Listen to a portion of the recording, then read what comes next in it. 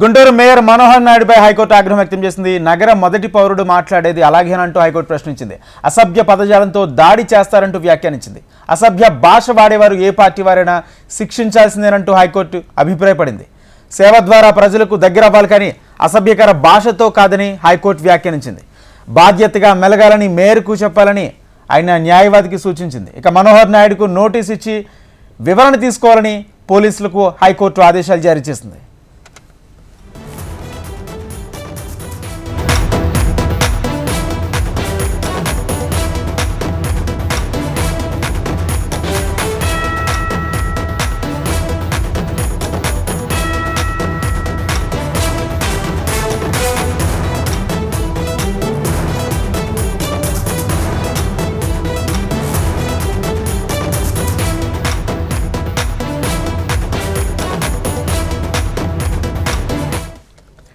Guntur mayor Manohar నాయుడుపై high court ఆగ్రహం వ్యక్తం చేసింది. నగర మొదటి పౌరుడు మాట్లాడేది అలాగేనంటూ హైకోర్టు ప్రశ్నించింది. అసభ్య పదజాలంతో దాడి చేస్తారంటూ వ్యాఖ్యానించింది. అసభ్య భాష వాడేవారు ఏ పార్టీ వారైనా శిక్షించాల్సిందేనంటూ హైకోర్టు అభిప్రాయపడింది. సేవ ద్వారా ప్రజలకు దగ్గరవ్వాలి కానీ అసభ్యకర భాషతో కాదని హైకోర్టు వ్యాఖ్యానించింది. ఇక బాధ్యతగా మెలగాలని మేయర్కు చెప్పాలంటూ ఆయన న్యాయవాదికి సూచించింది హైకోర్టు. మనోహర్ నాయుడుకు నోటీసు ఇచ్చి వివరణ తీసుకోవాలని పోలీసులకు హైకోర్టు ఆదేశించింది. ఇదే అంశానికి సంబంధించి పూర్తి సమాచారం మా ప్రతినిధి నరసింహారావు అందిస్తారు. నరసింహారావు,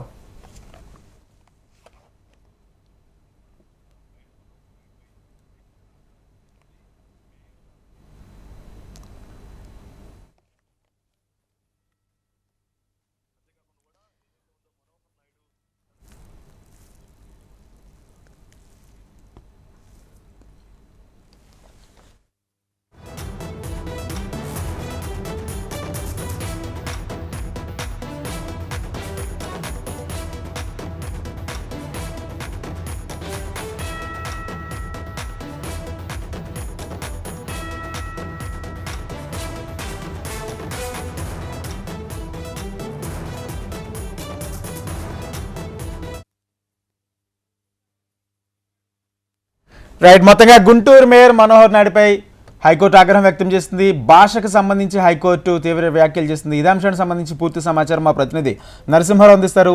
నరసింహారావు, నగరపాలక సంస్థ మేయర్గా ఉన్నటువంటి మనోహర్ నాయుడుపై పౌరుడు నగరపాలక సంస్థకు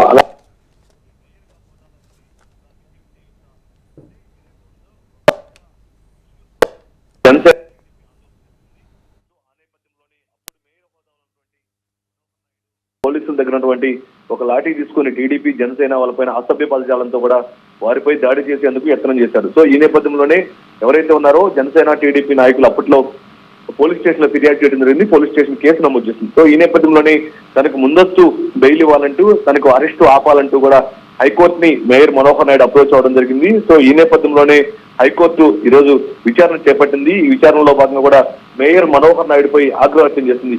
ప్రథమ పౌరుడు హోదాలో ఉన్నావు, అంతేకాకుండా ఒక ప్రజా నాయకుడిగా ఉన్నావు, అసభ్య పదజాలంతో మాట్లాడొచ్చా, దాడి చేస్తారా? అసభ్య పదజాలం వాడేవారు ఎవరైనా సరే, ఏ పార్టీ వారైనా సరే, ఎంతటి వారైనా సరే వదిలిపెట్టే ప్రసక్తి లేదు.